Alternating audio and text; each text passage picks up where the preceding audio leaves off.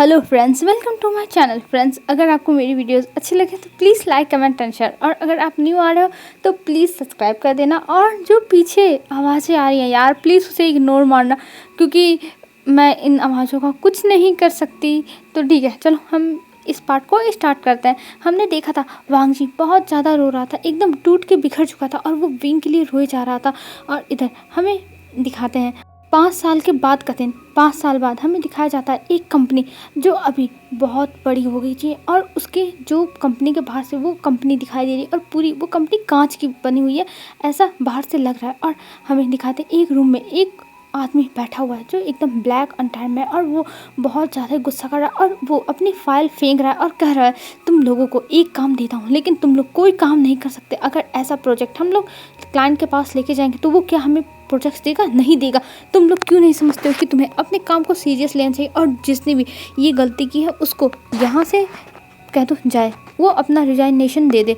और ये कह के वो अल्फ़ा सबको जहाँ बाहर जाने के लिए कहता, और फिर उसके बाद एक लंबी सी सांस लेता और कहता, ये लोग हमेशा बस पैसे पा जाते हैं और अपना काम नहीं दिखाते हैं। अगर जितना पैसे ले रहे हो उस हिसाब से 100% अपना वर्क भी तो करना चाहिए। तभी वहाँ पे उसका असिस्टेंट आता और कहता, सर हम आप ऐसे कैसे निकाल सकते हैं? अभी उसको आए बस 1 हफ्ता हुआ था और आपने कुछ ही दिन में 3-4 लोगों को निकाल चुका है। तब जो अल्फ़ा था वो कहता है, तुम तो चुप ही रहो, मुझे पता है कि मैं क्या कर रहा हूँ, ये मेरी कंपनी, और मैंने अपनी कंपनी ऐसे ही नहीं इतनी बड़ी बना ली है, और ऐसे यूजलेस लोगों को मुझे यहाँ पे रखना ही नहीं है जो लोग अपने काम में बहाने ढूंढते हैं। और ये कह के वो अल्फ़ा अपने असिस्टेंट को जाने के लिए कहता, और वो अब एकदम पीछे होके बैठ जाता है चेयर पे आराम से, और कहता, मैं क्या करूँ, मैं क्या करूँ? और ये कह के वो फिर अपने ड्रॉर को खोलता और वहाँ से एक फ़ोटो निकालता जो बहुत ज़्यादा एक क्यूट सा लड़का था, एकदम बनी की तरह। उसके चेहरे पे स्माइल थी, उसकी आंखों में बहुत ज़्यादा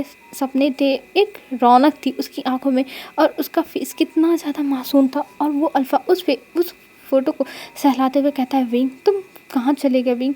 अगर तुम आज यहाँ पे ज़िंदा होते तो तुम सच में मैं तुम्हें हर खुशी देता विंग, हर खुशी देता।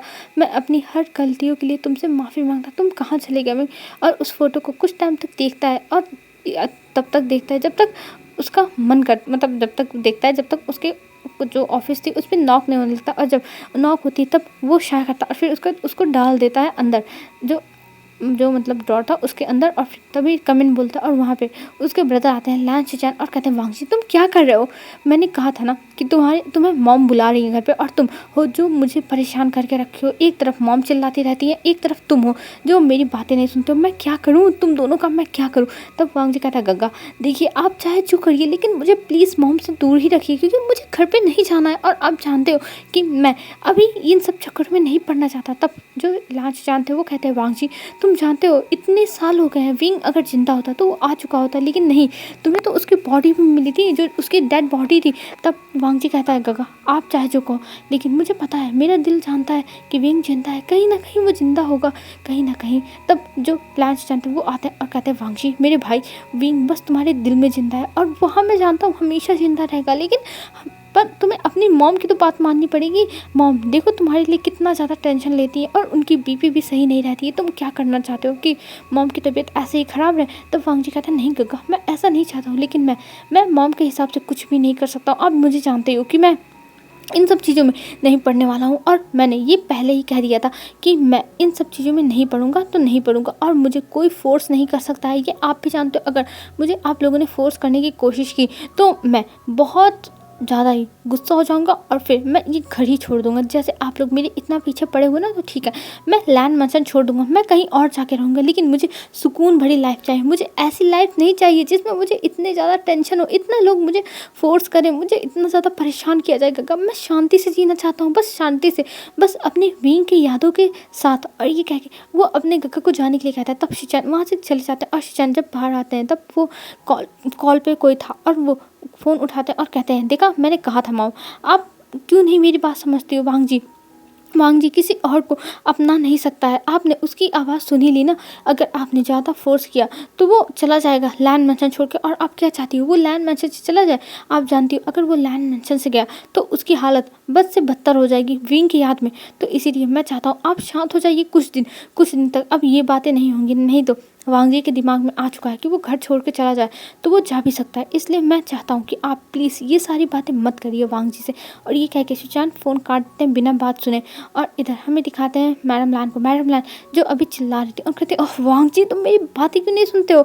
मैंने तुम्हारे लिए इतना अच्छा सोचा है, इतना अच्छा मैं सोचती हूँ, मैं तुम्हारी मदर हूँ, मैं कभी भी तुम्हारे लिए बुरा थोड़ी ना सोचूंगी। लेकिन नहीं, तुम्हें तो मेरी बात सुननी ही नहीं। तुम हमेशा वांग जी ऐसे करते हो, तुम ऐसा क्यों करते हो वांग जी, क्यों? और ये कह के वो बहुत ज़्यादा चिल्ला रही थी। और इधर जो उसकी मतलब बेटी थी सिया, वो आती और कहती मॉम बस बहुत करी, 5 सालों से मैं बस यही चीज़ सुनते सुनते थक चुकी हूँ। आप हमेशा गगा की शादी तय करती हो और गगा मना कर देते हैं। आप क्यों नहीं सुधर जाती हो? जब आपको पता है कि गगा वांग जी गगा विंग से इतना प्यार करते हैं तो आप क्यों नहीं सुधर जाती हो?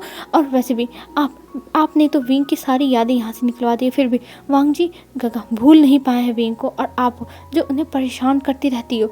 तब जो मैडम लान थी वो कहती है तुम तो चुप रहो, और ये कह के वो वहाँ से चली जाती है। और हमें इधर दिखाते हैं जो वांग जी था वो अभी बैठा हुआ था, अपना काम कर रहा था, और काम करते हुए वो कुछ सोच रहा था। तभी वहाँ पे जो सीसी थी वो आती है, और सीसी यहाँ पे आती है। तब जो वांग जी था उसे देखता है, और अभी सीसी का पैर ठीक हो गया। तब वांग जी के सामने सीसी अपना रखती है जो मतलब टिफ़िन लाई थी वो, और कहती है वांग जी देखो मैं तुम्हारे लिए टिफ़िन लेके आई हूँ, ये लो कर लो। तब वांग जी कहता है सीसी ये सब क्या है? मैंने कहा ना मुझे तुमसे कोई फ़र्क नहीं पड़ता, तुम मेरी लाइफ में क्यों आ चुकी हो?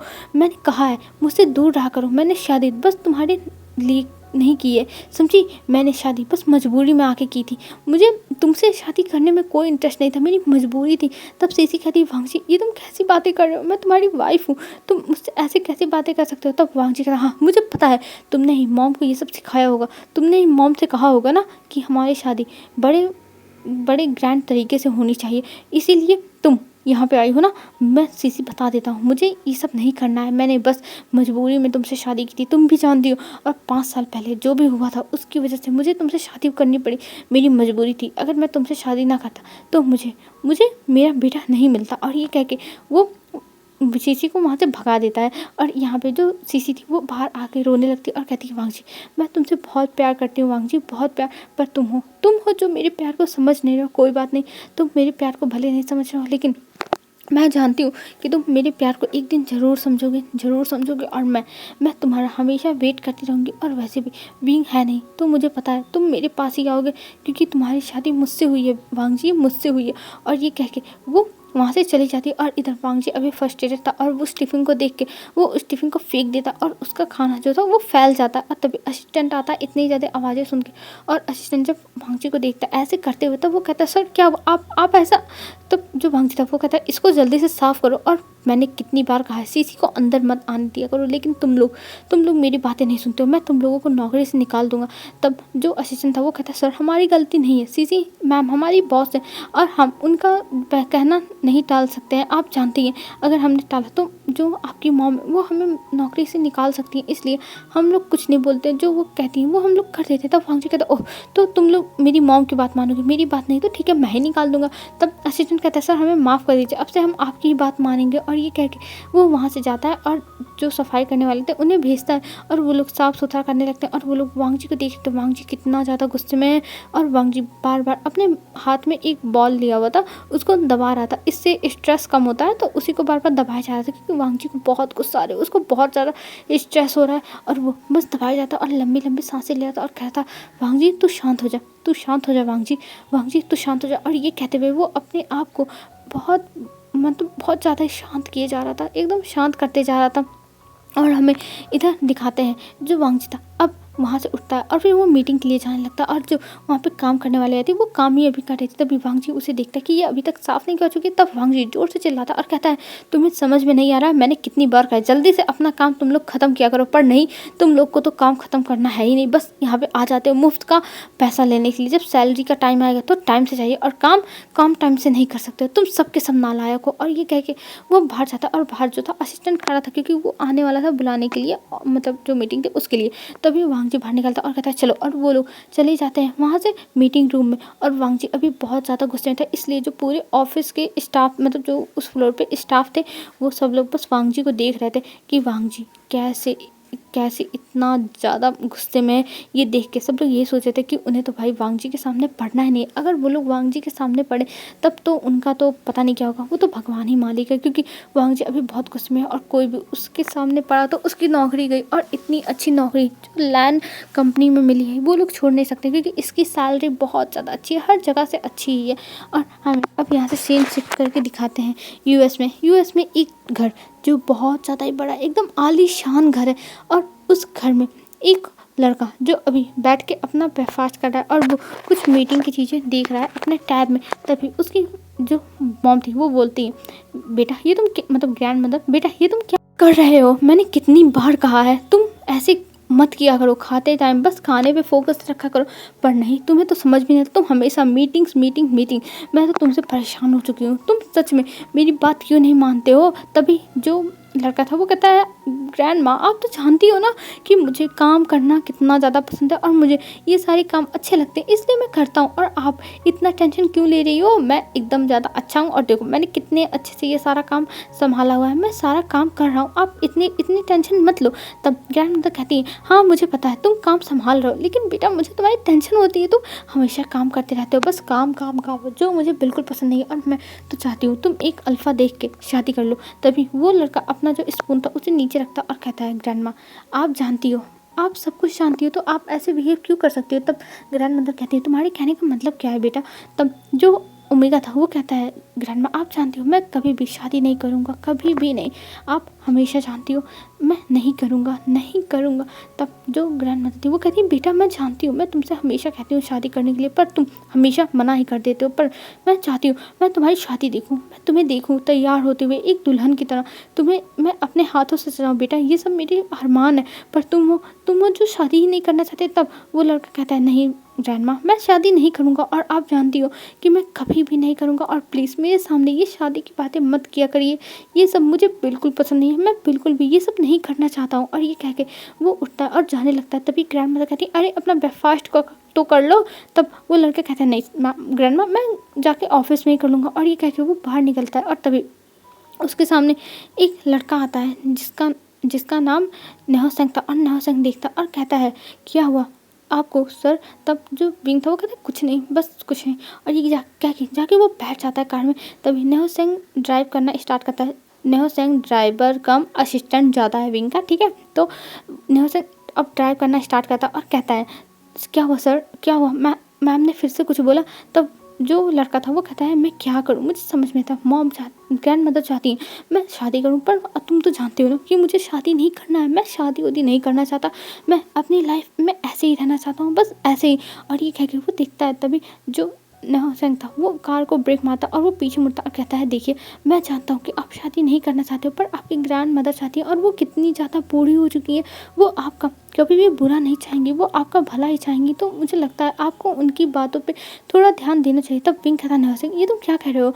तब नेहोसेंग जो था वो विंग का हाथ पकड़ता और कहता है, देखिए मैं अभी तक आप एक बस ड्राइवर या फिर असिस्टेंट होने के नाते बस समझा रहा था, लेकिन अब मैं दोस्त की तरह कह रहा हूँ, तुमको शादी कर लेनी चाहिए, तुम्हारी ग्रैंड मदर चाहती है। और ये बहुत अच्छी बात है कि तुम अपने लाइफ में आगे बढ़ो, क्योंकि तुम्हें पता है कि कोई भी पीछे मुड़ के नहीं देखता है। सब लोग जो लोग जिसकी लाइफ से चले जाते हैं वो लोग उस इंसान को भूल जाते हैं। और जैसे तुम अपनी पुरानी फैमिली को, अपने पुराने रिश्ते को पीछे छोड़ के आए हो, वैसे वो लोग भूल चुके होंगे तुमको कोई नहीं याद करता होगा भी। जैसे तुम रोज़ रात को तड़पते हो अपनी फैमिली के लिए, अपने घर वालों के लिए, वैसे कोई नहीं तुम्हारे लिए तड़पेगा।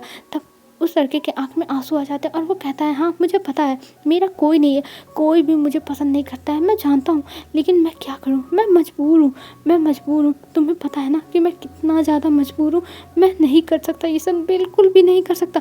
मैं अपनी यादों से उन लोगों को नहीं निकाल पा रहा हूँ, ये मेरी मजबूरी है। और मुझे इस मजबूरी से सख्त नफ़रत है, क्योंकि मैं ऐसी मजबूरी अपनी लाइफ में नहीं चाहता हूँ कि मुझे हमेशा रिग्रेट होता रहे। मैं हमेशा आगे बढ़ना चाहता हूँ, बस आगे, और मैं पीछे मुड़ के नहीं देखना चाहता हूँ। लेकिन मैं क्या करूँ, मेरी किस्मत मुझे हमेशा यही दिखाती है कि मेरे साथ हमेशा बुरा हुआ है, हमेशा बुरा हुआ है, और मैं कैसे सोच सकता हूँ कि आगे मेरी लाइफ में बहुत अच्छा होगा और मुझे अच्छा ही पार्टनर मिलेगा, मुझे तो शादी नहीं करनी है, मुझे शादी नाम से नफरत है। क्योंकि इसमें लोग एक दूसरे को प्रॉमिस करते हैं, एक दूसरे को ढेर सारी प्रॉमिसेस देते हैं, लेकिन उस प्रॉमिस पे कोई नहीं खड़ा उतरता है। सब लोग बस लाए होते हैं, सब लोग धोखेबाज होते हैं, और सब लोग बस ये रिचुअल्स ऐसे ही कहने के लिए, नाम के लिए फॉलो करते हैं, ना कि अपने हस्बैंड के ऊपर भरोसा करते हैं, ना विश्वास करते हैं, कुछ नहीं करते हैं। कम से कम उनका साथ तो देना चाहिए, लेकिन वो भी नहीं हो सकता उन लोगों से। सब अल्फ़ा ऐसे होते हैं। तब नेहा कहता है ठीक है, मैं तुम्हारी बातें समझता हूँ। तब जो लड़का था वो कहता है अब हमें ऑफिस चलना चाहिए, हमें ऑफिस चलना चाहिए नेहा, तुम जानते हो कि हम कितना लेट हो रहे हैं। तब जो नेहा था वो कहता है हाँ चलो, और ये कह के वो लोग वहाँ से निकल जाते हैं, और वो लोग अब ऑफिस पहुँचते हैं। और यहाँ पे जो लड़का था वो उतरता और उसे सब लोग ग्रीट करने लगते हैं मिस्टर मू कह के, और कहते हैं मिस्टर मू आ गए, और ये कह के वो सब लोग ग्रीट कर रहे थे। और वो जब ओमेगा उतरता है तब उसका जो ऑरा था वो एक अल्फ़ा की तरह था, क्योंकि अभी उसका कॉन्फिडेंट लेवल बहुत ऊपर था, और वो एकदम अपनी नैरो आइज से हर चीज़ परख लेता था। जैसे लगता था उसकी आइज़ जो है वो ईगल की आइज़ है, और सब लोग इसी चीज़ से डरते थे, क्योंकि ये ओमेगा कभी भी अपने काम में कुछ भी कमी नहीं चाहता, हर चीज़ परफेक्ट चाहिए। तो इसलिए सब लोग बहुत ज़्यादा ही डरते थे, और किसी को एक चांस देने की कहो तो वो एक भी चांस नहीं देता था। गलती हुई निकलो, क्योंकि कि किसी भी गलती की सेकंड चांस नहीं होती है, उसका ये मानना था। और सब लोग डर रहे थे, और सब लोग अभी एक लाइन में खड़े थे और वो कर रहे थे। तभी जो मिस्टर मोदी वो निकलते हैं और वो अंदर आते हैं, और अंदर आके वो बैठ जाते हैं। और अब नेहा सिंह जो था वो देता है और कहता है ये लीजिए, और ये कह के वो देता है मिस्टर मू को, और मिस्टर मू वो सब कुछ देखने लगते हैं, और देखते हुए कहते हैं ये सब क्या है, मुझे तो समझ में नहीं आ रहा है, ये सब क्या चल रहा है, यहाँ पे ये क्या हो रहा है, सब लोग पागल हो चुके हैं। तब जो नेहा सिंह था वो कहता है सर मैं जानता हूँ कि आप क्या सोच रहे हो, पर अभी हमारे कंपनी के ऊपर बहुत ज़्यादा जो लोड है, वर्क लोड है वो बहुत ज़्यादा है, और आप जानती हो कि जो हमारे एम्प्लॉयज़ हैं वो दिन रात काम कर रहे हैं, और हमें उनको कुछ टाइम के लिए छुट्टी तो देनी ही पड़ेगी, क्योंकि आप जानती हो ज़्यादा काम करेंगे तो इनकी तबीयत ख़राब हो जाएगी, और हम इनको इतना फोर्स नहीं कर सकते हैं। तब जो मुँह था वो कहता है कि तुम तो जानते हो कि हम इन्हें एक्स्ट्रा चार्ज कर रहे हैं, तो इन्हें क्या प्रॉब्लम है। तब जो नेहा सिंह था वो कहता है हाँ हाँ मुझे पता है आप एक्स्ट्रा चार्ज कर रहे हो, पर एक हेल्थ भी कुछ होता है, और हेल्थ अगर नहीं ठीक रहेगा तो ये लोग काम कैसे करेंगे, इसीलिए आपको इन लोगों को कुछ टाइम पे जो है छुट्टियाँ दे देनी चाहिए, ऐसे दिन रात बैठा के काम नहीं करना चाहिए। तब वो लड़का कहता है हाँ ठीक है, तुम जैसा कहो वैसा ही। और ये कह के वो कहता है आप जो लोग बहुत दिन से पार्ट टाइम नहीं यार, जो लोग दिन रात काम कर रहे हैं, रात को भी अपना शिफ्ट कर रहे हैं, उन लोगों को कह दो रेस्ट करने के लिए, उन्हें मैं 2 दिन की छुट्टी देता हूँ। तब जो नेहा सिंह था वो कहता है ठीक है सर, और ये कह के वो वहाँ से चला जाता है। और इधर वो लड़का बैठा हुआ था और अपनी फाइल चेक कर रहा था, और फाइल चेक करते हुए वो सोच रहा था कि क्या हो गया, ये सब क्या हो गया उसके साथ, उसकी लाइफ। वो रोज़ ऐसे ही बैठता है और सोचता है कि उसकी लाइफ में क्या क्या हुआ, वो कैसे धोखा खाया, कैसे क्या हुआ, और ये सब सोचते हुए वो अपना काम कर रहा था। तभी उसे एक तरफ से आवाज़ आती है विंग। तभी वो उस तरफ मुड़ के अचानक से देखता है, पर उस तरफ कोई नहीं था, कोई भी नहीं। और वो अपनी आंखों पे हाथ रख लेता है और कहता है फिर से मुझे भ्रम हो रहे हैं फिर से। और ये कह के वो अपनी एक मेडिसिन निकालता है और उसको खा लेता है, और कहता है मुझे ये नाम से नफरत है, लोग मुझे इसी नाम से क्यों बुलाते हैं, और जिस इंसान को मैं देखना नहीं चाहता वही इंसान बस मेरे दिमाग में आता रहता है, बस मेरे दिमाग में आता है। और ये कह के वो अपना काम करने लगता है दवा खाने के बाद। और कुछ टाइम के बाद वहाँ पे मुँह आता है और कहता है सॉरी मुँह नहीं, नेहा सिंह आता है, और वो कहता है सर देखिए ये मुझे क्या प्रोजेक्ट मिले हैं, ये हमारी कंपनी में कुछ नए प्रोजेक्ट आए हैं, तो आप देख लीजिए हम किसको रखें किसको हटाएं। तब जो मुँह था वो कहता है ठीक है लाओ दो, और ये कह के वो उस प्रोजेक्ट को देखने लगता है। और हाँ फ्रेंड्स मैं एक बात बता दूं, ये जो मुँह है वो हमारा विंग है, पर मैं अभी मुँह इसलिए कही हूँ क्योंकि जो ग्रैंड मदर है वो विंग को मुँह ही बुलाती हैं, ठीक है। तो आप लोग कंफ्यूज मत होइएगा, मुँह ही विंग है। चलो हम आगे देखते हैं। तभी वो फाइल्स चेक करने लगता है और कहता है ये फाइल्स ठीक है मैं अभी चेक कर लूँगा। और ये कह के वो धीरे धीरे एक एक फाइल देखने लगता है और पढ़ने लगता है कि उसमें कैसे कैसे चीज़ें दी हुई हैं। और ये सब देख के वो शाय करता है और कहता है मैं क्या करूँ, और ये कह के वो सारी फाइल्स अब चेक कर रहा था, बस चेक किया जाता। और कुछ टाइम के बाद वहाँ पे असिस्टेंट आता है जो न्योसेंग था वो, और कॉफ़ी देता है। और कॉफ़ी देके वो उस फाइल्स को सामने से हटाता और कहता है, तुम इतना काम क्यों कर रहे हो विंग, तुम इतना काम मत करो, तुम्हें पता है ना कि तुम इतना काम करोगे तुम्हारी तबीयत खराब हो जाएगी। तब विंग कहता न्योसेंग, मैं यहाँ पे तुम्हारा बॉस हूँ, देखो मुझे काम करने दो। और तुम्हें पता है ना अगर मैं काम नहीं करूँगा तो तुम्हें सैलरी कैसे मिलेगी, तो मुझे अच्छे से काम करने दो, जैसे तुम्हारी सैलरी तुम्हारे अकाउंट में 1 तारीख को आ जाए। तब न्यासन कहता हाँ मुझे पता है, कोई बात नहीं। और वैसे भी अगर 2 से 3 तारीख हो गया फिर भी कोई बात नहीं, क्योंकि तुम आराम करो, तुम दिन भर रात भर हमेशा काम ही करते रहते हो, तुम हमेशा काम करते रहते हो, मुझे तो समझ में नहीं आता तुम कितने ज़्यादा वर्कहॉलिक हो। तब जो विंग था वो एक छोटी सी स्माइल करता है, जिसमें मतलब बहुत ज़्यादा ही पेनफुल स्माइल थी, उसको कोई समझ नहीं सकता, लेकिन जो विंग के करीब है वो लोग समझ सकते हैं कि विंग की स्माइल बहुत ज़्यादा पेनफुल है, उसकी आंखों में दर्द है। और विंग हंसते हुए कहता है, ओह न्योसेंग, तुम नहीं समझ सकते हो, मुझे काम करना पसंद है, और काम करने से पता है मैं सब कुछ भूल जाता हूँ, दुनिया की हर चीज़ें मैं भूल गया रहता हूँ, मुझे बस रिलैक्स फील होता है, बस रिलैक्स, और मैं इसी में खुश रहता हूँ। तब जो जो न्योसेंग था वो कहता है, हाँ मुझे पता है तुम खुश रहते हो, पर ऐसे नहीं करना चाहिए विंग। तब विंग कहता है, अरे मुझे काम करने दो और तुम जाओ जल्दी यहाँ से, मुझे ये सारे काम आज ही ख़त्म करने, और तुम्हें पता है ना अगर नहीं ख़त्म हुआ तो ना मैं घर जाऊँगा ना तुम घर जाओगे। तब न्योसेंग कहता, ओह विंग, और ये कह के वो सामने फाइल कर देता और कहता, हाँ तब ठीक है, तुम जल्दी जल्दी इसको ख़त्म करो, फिर मैं भी घर जाऊँगा तुम भी घर जाओगे। और ये कह के वो वहाँ से चला जाता। और इधर जो विंग था वो हंसते हुए सब कुछ फाइल देखने लगता है, और देखते हुए कहता, हाँ न्योसेंग तुम क्या करो। और ऐसे ही कुछ टाइम बीत जाता है, मतलब 4 से 5 घंटे हो जाते हैं, और तभी विंग के सामने एक और फाइल आता है जिसमें लैंड कंपनी लिखा हुआ था। और ये देख के, मतलब क्या, लैंड कॉर्पोरेशन, ये देख के विंग शॉक्ड, और विंग उस फाइल को देख के तुरंत चिल्लाने लगता है, न्योसेंग तुम कहाँ हो, न्योसेंग न्योसेंग तुम कहाँ हो। तभी न्योसेंग भागता हुआ था और कहता, क्या हुआ भी, तुम ऐसे क्यों बुला रहे हो। तब जो विंग था वो कहते, ये क्या है, ये लैंड फैमिली की फ़ाइल, लैंड कंपनी की फ़ाइल यहाँ पे क्या कर रही है। तब न्योसेंग कहता है, विंग ये भी लोग बहुत अच्छा प्रोजेक्ट लेके आए, अगर हम इसमें इन्वेस्ट करेंगे तो हमारा फ़ायदा होगा। तब विंग कहता है, ये तुम क्या कर रहे हो, तुम्हें पता है ना कि मैं लैंड कंपनी से कोई भी एग्रीमेंट नहीं करना चाहता हूँ, कोई भी कॉन्ट्रैक्ट नहीं साइन करना चाहता हूँ, तुम जानते हो, फिर भी तुम ऐसा क्यों कर रहे हो। और वैसे भी हम अभी यूएस में हैं ना कि चाइना में, जो हम ये इसको करें। तब जो न्योसेंग वो कहता है, विंग तुम नहीं समझ रहे हो, इसको करने से हमारा ही फ़ायदा है, क्योंकि ये जो डील है वो बहुत ज़्यादा फ़ायदेमंद है, और मुझे लगता है तुम्हें करना चाहिए। आखिर में तुम ऐसे फ़ायदेमंद डील को कैसे छोड़ सकते हो। तब जो विंग था वो कहता है, न्योसेंग मैं ये फाइनल है, नहीं करने वाला हूँ, ये लैंड कॉर्पोरेशन मुझे बिल्कुल पसंद नहीं है, तुम जानते हो, फिर भी तुम ऐसा क्यों करो। तब जो न्योसेंग था वो कहता है, विंग देखो तुम्हें इस फाइल को करना चाहिए, और वैसे भी अब तुम लैंड कंपनी और जियान, मतलब लैंड फैमिली और जियान फैमिली के सामने जाने लायक हो चुके हो, तुम उनसे अपना एक चुन चुन के बदला लो। विंग मैंने तुम्हारी 5 साल पहले की हालत देखी, तुम्हारे साथ क्या क्या हुआ था, कैसे हुआ था, पर तुम हो जो अभी समझ नहीं रहे हो मेरी बातों को। मैं कह रहा हूँ अब तुम एकदम तैयार हो, और तुम जाकर उन लोगों को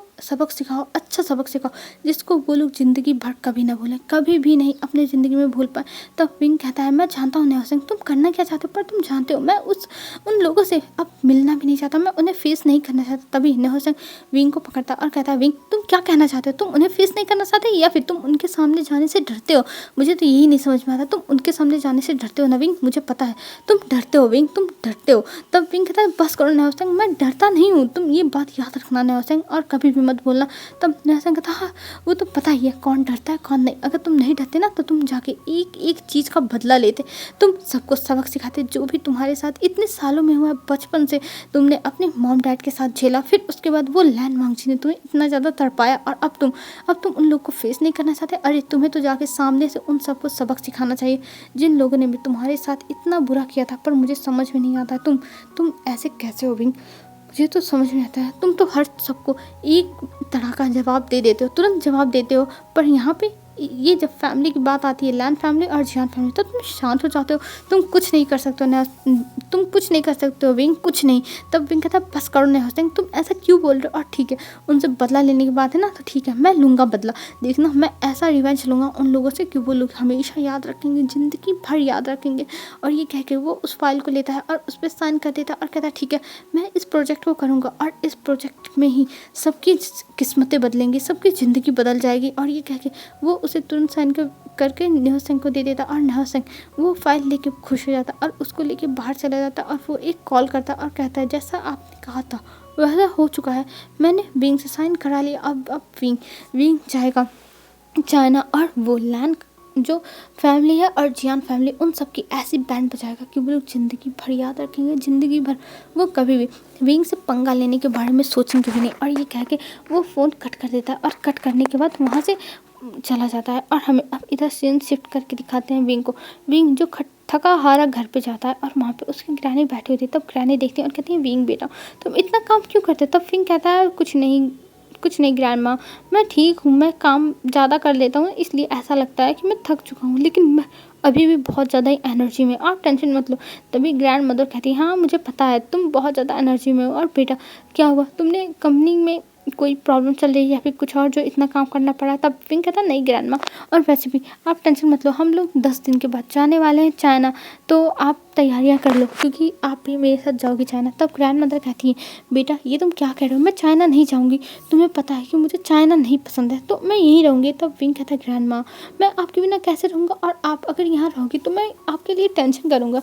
तब ग्रैंड मदर कहती है बेटा तुम जानते हो तुम्हारी कंपनी का चेयरमैन मैं ही हूँ, तो मुझे यहाँ पे रह के यहाँ पे सब कुछ संभालना भी होगा ना, तो तुम जाओ अब चाइना, वहाँ के जो प्रोजेक्ट है, क्योंकि 3-4 प्रोजेक्ट्स मिल चुके हैं तो हम उन्हें ऐसे ही किसी और की बदौलत छोड़ नहीं सकते हैं। और तुम्हें पता है सबसे बड़ा प्रोजेक्ट हमें लैंड कॉर्पोरेशन के साथ मिला है, तो हम उसे भी नहीं छोड़ सकते हैं, तो तुम्हें खुद जाना चाहिए वहाँ पर, और ऐसे ही किसी के भरोसे नहीं छोड़ना चाहिए, और यहाँ पे जो भी होगा मैं संभाल लूँगी। तब जो विंग था वो कहता है ठीक है मदर, ठीक है ग्रैंड माँ, लेकिन अभी टाइम है मेरे जाने में, मैंने अभी साइन बस किया, अभी सारा प्रोसेस होगा, फिर उसके बाद मैं 1 हफ्ते 10 दिन के बाद जाऊँगा। तब ग्रैंड मदर कहती है ठीक है बेटा, और जाओ तुम फ्रेश हो जाओ, फिर हम दोनों डिनर करते हैं। तब विंग कहता है ठीक है, मतलब वो कहता है ठीक है, नेहा नहीं यार, मुँह कहता है ठीक है, और वो जाने लगता है। तभी जो ग्रैंड मदर थी वो कहती है मुँह तुम ठीक तो हो ना? तब मुँह कहता है हाँ ग्रैंड माँ मैं ठीक हूँ। तब ग्रैंड मदर कहती हैं मैं तुम्हें तुम्हारा नाम चेंज करने को कहा, मैंने विंग से मुँह कर दिया, कहीं तुम्हें बुरा तो नहीं लग रहा है? तब जो विंग था वो कहता है नहीं मुझे ऐसा कुछ भी नहीं लग रहा है, मुझे बल्कि खुशी है कि मैं अपने पुराने लाइफ को, पुराने आइडेंटिटी को सब कुछ छोड़ के एक नए जगह पे आ चुका हूँ, एक नए लोगों के साथ रह रहा हूँ। मुझे खुशी है इस चीज़ की कि मैं अपने पिछड़ी ज़िंदगी को छोड़ चुका हूँ जिसमें मुझे बस रिग्रेट मिले और कुछ नहीं, दुख दर्द और रिग्रेट बस, और कुछ नहीं था। तब जो ग्रैंड माँ थी वो कहती अच्छा ठीक है तुम जाओ अच्छे से फ्रेश हो लो, फिर उसके बाद हम लोग डिनर करेंगे। तब विंग कहता ठीक है, और इधर हमें सीन शिफ्ट करके दिखाया जाता है चाइना का। लैन वांगची अपने ऑफिस में बैठ के काम कर रहा था, और काम करने के बाद वो अब निकल चुका था घर जाने के लिए, क्योंकि घर से बहुत ज़्यादा फ़ोन आ चुका था और वांगची आज इरिटेट हो चुका था क्योंकि उसे गुस्सा आ रही थी। और वो कुछ टाइम में घर पहुंचता और वहाँ पे उसकी मॉम कहती है वांगजी तुम करना क्या चाहते हो? मैं कह रही हूँ तुम फिर से शादी करो सीसी से, तुम क्यों नहीं कर रहे? तो वांगजी कहता मॉम आप कितना ज़्यादा बोलती हो, सच में मॉम आप एकदम इरिटेट कर देती हो, मैंने कहा ना सीसी से मैं शादी नहीं करूँगा, और मैं दुनिया को नहीं बताना चाहता कि सीसी मेरी वाइफ है, मैं किसी के सामने ढिंढोरा नहीं पीटना चाहता हूँ कि सीसी मेरी वाइफ है, समझी? और मैं कभी भी सीसी को अपनी वाइफ मानता नहीं हूँ, मेरी ये शादी बस एक मजबूरी है, बस मजबूरी, और वो मजबूरी आपसे अच्छा कोई नहीं समझ सकता है मॉम, आप तो सब कुछ जानती हो। और ये कह के वो जाने लगता है अपने रूम में, और तभी उधर से एक छोटा सा बच्चा भागता हुआ आता है जो 4 साल का था, और वो आता है कहता है पापा आप आ गए पापा। तभी जो भांजी था वो नीचे बैठ जाता और कहता ओ मेरा बच्चा आइवान तुम आ गए, तुम कैसे हो आइवान, मैंने तुम्हें बहुत मिस किया। तब आइवान कहता है पापा मैंने भी आपको मिस किया, डाडा को आइवान ने भी बहुत मिस किया। तब भांजी कहता हाँ मुझे पता है आइवान तुम मुझे बहुत मिस करते हो, और क्या हुआ तुमने डिनर किया? तब आइवान कहता नहीं मैं अभी नहीं किया, मैं आपका वेट कर रहा था। तब जो भांजी था वो कहता ओहो ठीक है तुम जाओ नीचे और मैं अभी आता हूँ फ्रेश होके, ठीक है? तब अमन अपना सहलाता और वो नीचे चला जाता, और वो नीचे जाता है जब तब जो मिसेस लैन थी वो देखती और कहती मनहूस पता नहीं कहाँ से हमारी ज़िंदगी में आ चुका है, मुझे तो समझ में नहीं आता ये लड़का यहाँ पे क्यों है, मैं इसे इस यहाँ से दफ़ा करना चाहती हूँ, मुझे सीसी का बच्चा चाहिए। लेकिन ये पता नहीं कहाँ से यहाँ पे आ चुका है। और ये कह के वो अपने दांतों को पीस रही थी और जो आइवन था वो उन्हें देख के डर जाता है, वो रोने वाला था। तभी वहाँ पे सिया थी और सिया पकड़ लेती है आइवन को और कहती है, आइवन बेबी तुम कैसे हो? आइवन क्या हुआ तुम्हें? तुम ऐसे इतने सैड मत, तुम जानते हो ना ये एक ड्रैकुला है, इन्हें इग्नोर करो। तब जो मैडम ना थी वो कहती है, सिया ये तुम मुझे क्या कर रही हो, मैं ड्रैकुला हूँ। तब जो सिया थी वो कहती है, मॉम आप शांत रहो, मैंने आपको कुछ बोला, आपका नाम लिया तो आप शांत रहो। और ये कह के वो आइवान के कान में कहती है, आइवान देखो ड्रैकुला ने अभी आग उगला ना, तो ऐसे ही ड्रैकुला लोग करते हैं, तुम टेंशन मत लो और तुम इन्हें इग्नोर करो, तुम बस अच्छे से रहो, ठीक है। और अभी तुम्हारे पापा आएंगे, फिर हम सब डिनर करेंगे। तब जो आइवान था वो कहता है, हाँ बुआ हम लोग करेंगे, हाँ। और ये कह के वो लोग अब बैठे हुए बातें कर रहे थे, मतलब आइवान और जो सिया है वो। और तभी वांग जी आता है नीचे और वो देखता है आइवान को सिया के पास, और ये देख के वो खुश हो जाता है और कहता है, आइवान बेबी मैं आ गया, बताओ तुम्हें क्या खाना है? तब आइवान कहता है, ओ डैडी मुझे आपके साथ खाना है, मैं आपके साथ खाना चाहता हूँ। तब जो आइवान की बातें सुनकर वांग जी कहता है, ओह तुम मेरे साथ खाना चाहते हो, चलो चलो मैं तुम्हें खिलाता हूँ। और ये कह के वो लोग बैठ जाते हैं। और इधर जो मैडम लान थी, सीसी थी, ये लोग मुँह बना रहे थे आइवान को देख के। उन्हें आइवान बचपन से ही नहीं पसंद है, जब से आइवान उनके घर में आया है तब से उन्हें नहीं पसंद है। लेकिन उनकी मजबूरी है आइवान को यहाँ पे रखना, क्या करें उनकी मजबूरी है। इसी मजबूरी के लिए तो उन्होंने सीसी की शादी करा दी वांग जी से। पर वांग जी तो और कोई बात ही नहीं मानने को तैयार हो रहा, और इस चीज़ से उन्हें गुस्सा भी आ रही है। लेकिन वो अपने गुस्से को बर्दाश्त करेंगी, बस बर्दाश्त करेंगी। और वो लोग खाना खाने लगते हैं। और तभी वांग जी के पास कॉल आता है, और जब वांग जी के पास कॉल आता है तब वांग जी उस कॉल को देख के तुरंत उठा लेता है, क्योंकि वांग जी के असिस्टेंट का कॉल था। तब वांग जी कहता है, बोलो क्या हुआ? तब वो असिस्टेंट बताता है, सर हमारे लिए गुड न्यूज़ है, क्योंकि जो हम लोग फ़ॉरेन में अपनी कंपनी का प्रोजेक्ट भेज रहे थे कुछ इन्वेस्टमेंट के लिए, वो पास हो चुका है और वो लोग अब प्रोसेस स्टार्ट कर दिए हैं। और 1-2 हफ्ते बाद उनके जो सीईओ हैं वो चाइना आने वाले हैं, क्योंकि यहाँ पे उनके कई प्रोजेक्ट्स हैं। ये सुन के वांग जी खुश हो जाता है और कहता है, उनका नाम क्या है? तब वो बताता है कि वो मिस्टर मू है, और वो सच में मू कॉर्पोरेशन को बहुत ऊंचाइयों में लेके गया है 5 सालों के अंदर, तो हमें ज़्यादा फ़ायदा होगा। तब वांग जी कहते हैं, ये तो बहुत अच्छी बात है, ये तो गुड न्यूज़ है। और ये कह के वो कॉल कट कर देता है। और जब मैडम लैन पूछती है तब वांग जी उन्हें कुछ नहीं बताता और कहता है, आपके मैटर का कुछ भी नहीं है मॉम, बस आप अपना ध्यान दो। और ये कह के वो आइवान को बहुत प्यार से खिला रहा था, और आइवान भी हंसते खेलते खुश होते खा रहा था सारा खाना। हेलो फ्रेंड्स, आज के लिए बस इतना ही। और बताना कैसा लग रहा है, ठीक है, कमेंट करना यार प्लीज़।